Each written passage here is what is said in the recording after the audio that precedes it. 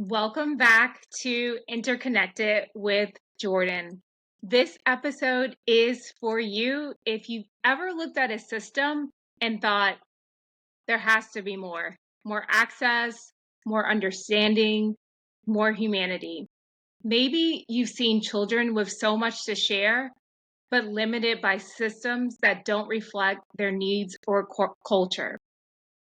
Or maybe you've seen families doing everything they can, yet still left without the resources they deserve. Maybe you felt the urge to reimagine care that doesn't just include people, but truly uplifts them. I'm joined today with Sandy, a visionary speech language pathologist, educator, and global advocate who's expanding what care looks like and where it reaches. She is the founder of All About Speech, a private practice serving schools across New York City. And Sandy is the founder and CEO of Smiles for Speech, a nonprofit delivering speech language services and training across Africa and beyond. Sandy, I'm so glad you're here.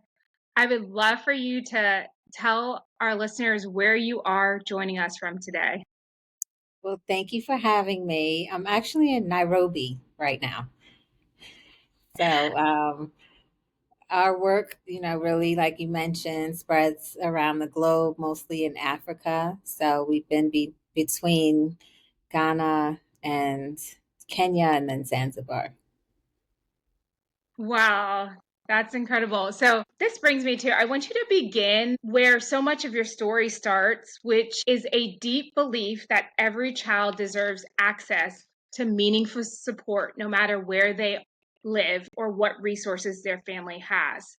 So, can you tell us what led you to take your work beyond private practice and begin building Smiles for Speech, something that reaches across communities and continents? Yes. So, I started working, and my first job was in New York City.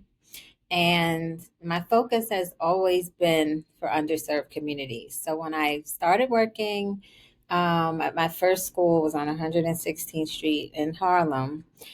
This was a school that didn't have speech for a long time because the speech therapists were afraid there weren't therapists that were comfortable coming into the community back then. And there were many schools like that. And those were the ones that I focused on, children that didn't have services just because of their location and who they were, who they looked like, and, what they were born into. So after many years, 25 years of, supporting New York City and watching being part of the field growing and in New York City growing, I wanted to bridge the gap for children around the world who didn't have access to speech therapy, but then also there are many communities that don't know that there's even speech therapy. So creating awareness, sharing with families, offering resources to mothers. This became my passion and joy. I found it and it found me, and I'm very grateful for the communities that allow me to share with them and bring our team and all of the community of Smiles for Speech that lends their heart. So there would be no Smiles for Speech without everyone that comes together and pours their heart and soul into this work. I First of all, I like the name Smiles for Speech. It really speaks to the work that you're doing, not just within New York, but globally. You've done incredible work across Ghana, Kenya, Peru, Jamaica, Cuba, partnering with local schools, setting up speech language libraries, sensory rooms, training therapists, students, and families. What does this collaboration look like on the ground? And how do you approach this work in a way that centers local voices, cultural responsiveness, and sustainability? So our focus, we're very grassroots. So it starts with a parent, even when we think about the communities that we will collaborate with. It starts with a family, a school, someone reaching out to share what they're experiencing. So when we think about a collaboration, we want to make sure that we're meeting the needs of the community.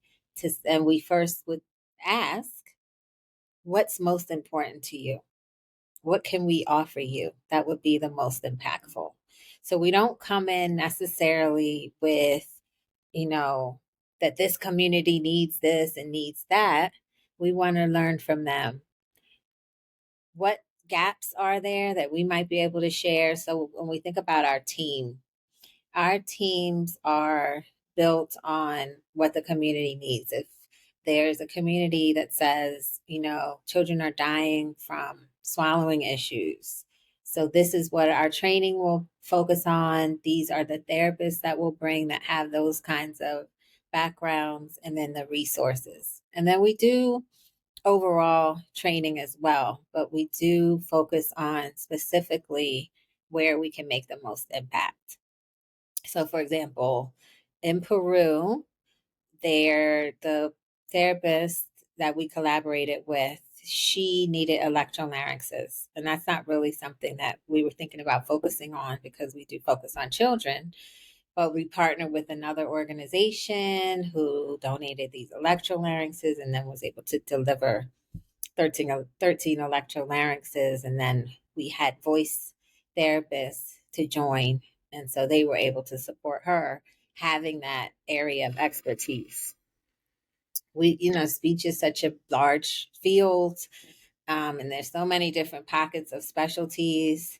So we're very grateful when we have those specialties to join us. And most recently, really with pediatric dysphagia and the importance of swallowing. And the community is not really knowing. I mean, even in the US, people don't know what speech pathologists do.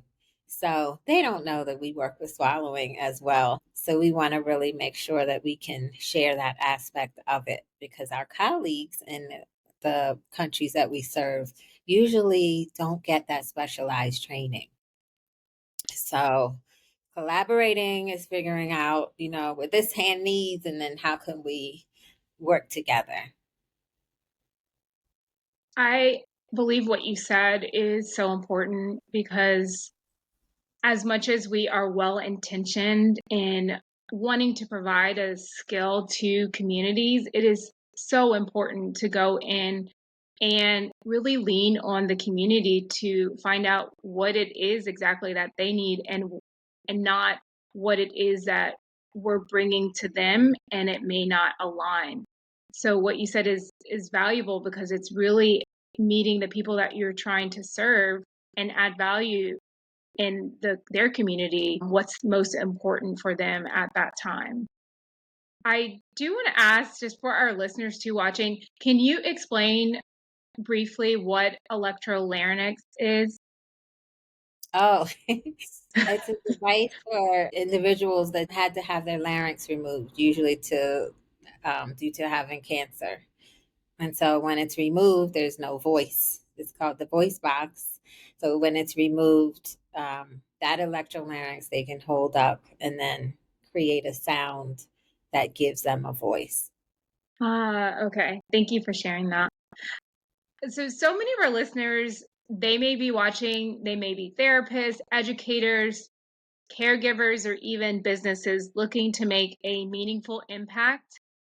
And they may have seen these gaps too, but they might not know where to begin. What advice do you have for those who want to use their skills or platforms for impact, not just in a clinic or classroom, but in communities and beyond? So maybe whether it's a practitioner or a business, how can people begin contributing to something bigger than themselves, locally or globally?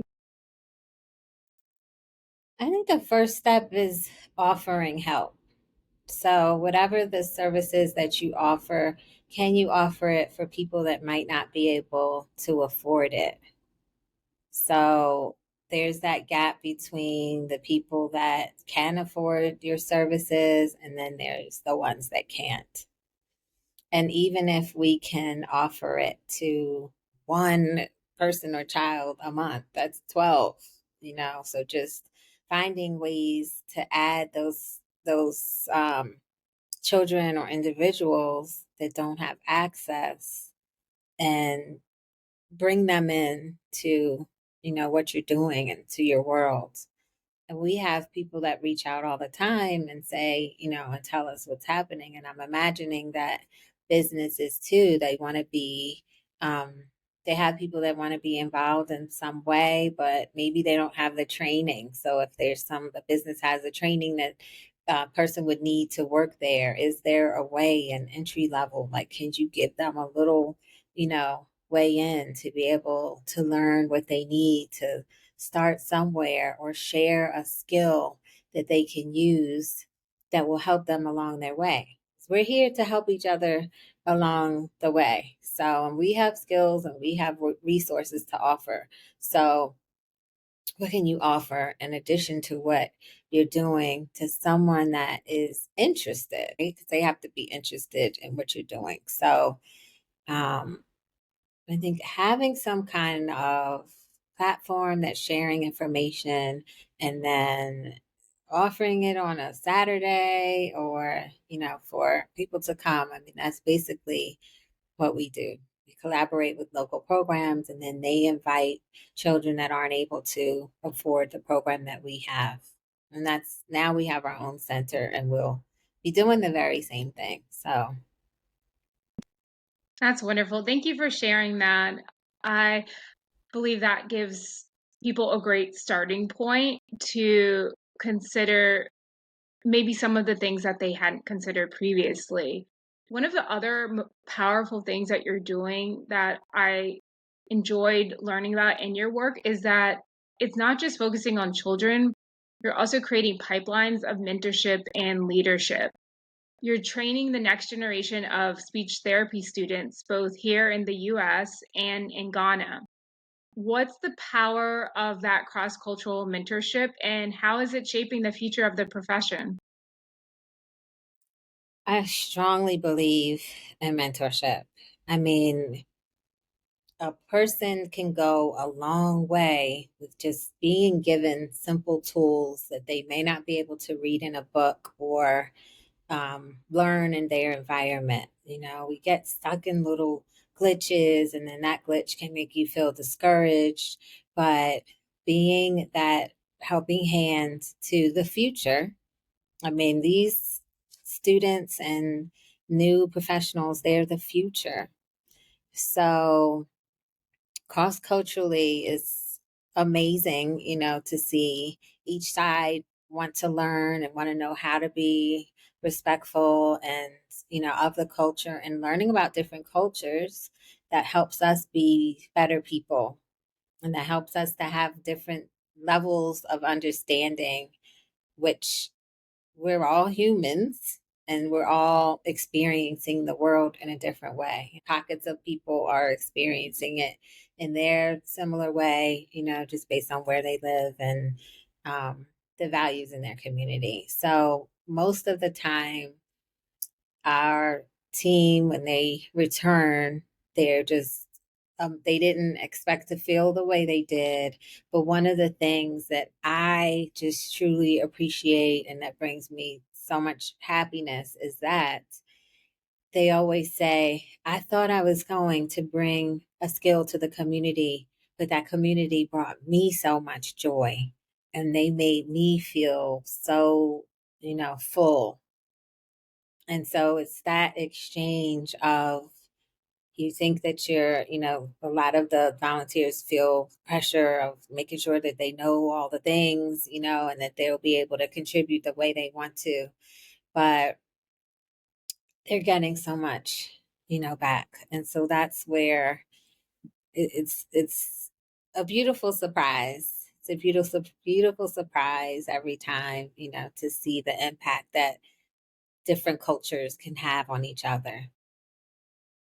That is so good. You incorporate a life lesson really, because it really that can really apply for so many different things in life. Just you're going in thinking that you're going to be the one providing this service or skill or helping someone, and it turns around and you end up getting just a beautiful lesson or just value that you would never have expected, and opening doors to so much more. So I want to zoom in for a moment because you launched a new center in northern Ghana. And from that, I would love for you to share, what does it mean for the children and families there to have this space come to life? It's so exciting. I mean, it's so exciting. Everyone wants to be involved in the center. Ugh, I didn't even know that it would happen this soon. You know, we visited the North. It was in December on my birthday.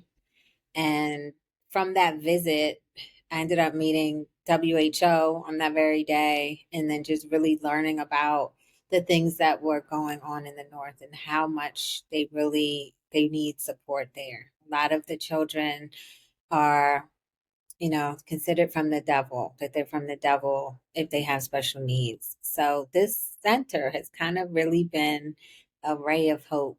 Everyone wants to see it, you know, do well. And they said, this isn't the only center you have. You're going to have another one. And the doctor's there saying, can you help us build a hospital? And, you know, it's really been amazing to see the excitement that the community has. So we want the center to be a place where mothers will be able to share with each other, you know, what they've learned, what they're experiencing, what they're already doing with their children that might be helpful to each other. Have a place where they can celebrate and not feel so much stigma and shame that comes from being in a community where there's confusion, I'll call it, about these children. It's a place for training, and this will be for teachers, parents, doctors. We have a group of 60 nurses that will be coming to learn about feeding and swallowing. Eventually, we want to have a library there, a children's library, because the literacy rates are very low in the North. Um, and then, you know, we'll have therapy. We have an amazing sensory room that will be built there. And all of this is happening in July.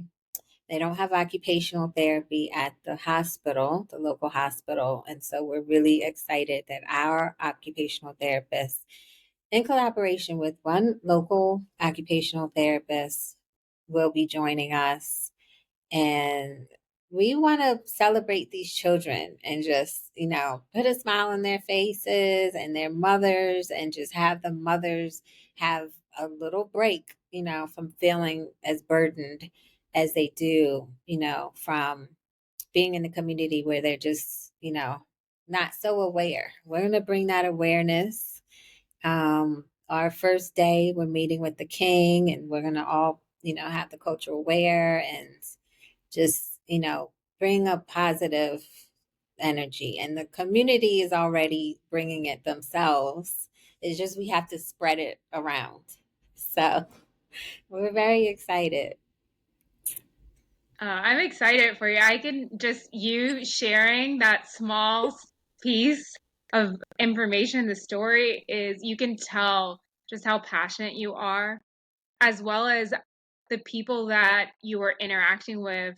They are speaking life too and wanting to contribute in any way because of the incredible work that you're doing. And your journey is deeply rooted in compassion and strategy. You've built two organizations, mentored clinicians around the world, and stayed committed to your mission through it all.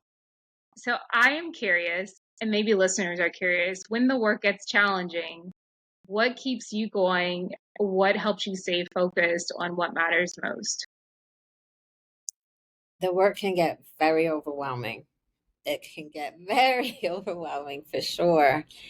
And in the past, I would just, people say, you don't sleep, you don't sleep. When do you sleep? If you ask anyone that knows me, this is what they'll say. We want to see you sleep. So I've been trying to sleep more. I try to, you know, give myself I'm counting the hours. If I'm waking up at this time, what time I'm going to sleep? Because it's hard to turn this, the passion off, and there's always something that needs to be done, and you know, and I want to do it. So, um, but finding quiet time and being intentional about, making sure that my own personal community is very much a part of my life, because those conversations end up, being centered around the organization all over again. But just making sure that it's the things that are the people and experiences that are important to me don't get left behind. Making sure I'm eating, getting some nutrition, and and all the things that make you feel fed, which is food, your friends, your family, and being with the people you love. So nature and sleep. So and drinking water. These are the things that every day I try to make sure I'm integrating into my life, because when I first started, I definitely ignored those things, and I was, tunnel vision, and it does take a toll on you if you don't be mindful of what else you need along the way. Thank you for sharing that behind the scenes that we may not see on the outside looking in, especially when you are so passionate. I imagine, I know I can relate to that. I imagine some of our listeners may be able to relate to just how much you're pouring into the community is just as important to pour back into yourself as well. For listeners who want to stay connected, support your work, or even get involved with Smiles for Speech, what's the best way to reach you? I would love to know what's next. Are there any new projects or initiatives you're excited about? If you could share just, yeah, how to stay connected and what's next. Yes. So our email is hello@smilesforspeech.org. You can always reach us there. We're on WhatsApp, but I think the email would be the best way because our team will answer faster. Um, and then we're trying to update our website more. We do have this new project coming up. We have a comedy event on August 7th in New York City. So we're raising money for this center. So we're always looking for sponsors and team members that want to be involved, either to travel with us, but then even on the ground, behind the scenes with all the things that, make this work. So hello@smilesforspeech.org. That's our main email. They can reach us there. And so we have our project coming up in July. It's July 27th to August 5th. The day we come back, we have a day, and then we have the comedy event. We are partnering with universities to have students to come, and that's kind of the next thing, to have more students. My original plan for Smiles for Speech was for children to have the same level of quality service that they would have in the US. And so that meant bringing the most experienced speech therapists, and then ones that wanted to learn. And then we would have a few students. But we're opening the doors to having more students since we have so many volunteers. We had 143 applications on this last cycle, and we can only, right now, we're taking 21. So that number will grow. When that number grows, then that means there's more room for students and for university partnerships. Sandy, that is beautiful. Wow. Over 100 students are excited, just as excited and passionate about being able to contribute to the incredible work that you and your team are doing. Thank you for taking the time to share your journey and your path that you've been on. What you've shared today is a blueprint for what it means to lead with both heart and purpose. You're not just delivering services, you're restoring dignity. You're not just supporting individuals, you're helping reshape systems. And to those listening, whether you're a student dreaming of more, a therapist seeking deeper impact, or maybe you're a caregiver advocating to ensure your child is supported and understood, there may be a business looking to create meaningful change. Let this conversation remind you there is space for your passion, your skills, and your story. You don't need to be everything to everyone, but you can be something powerful for someone, and that matters. Let's keep building a world where every voice is heard, valued, and uplifted. Until next time, stay interconnected.